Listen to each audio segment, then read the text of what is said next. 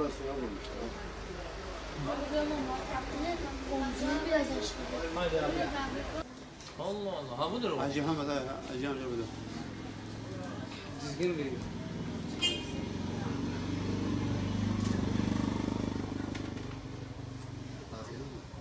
Nasip değil mi ya?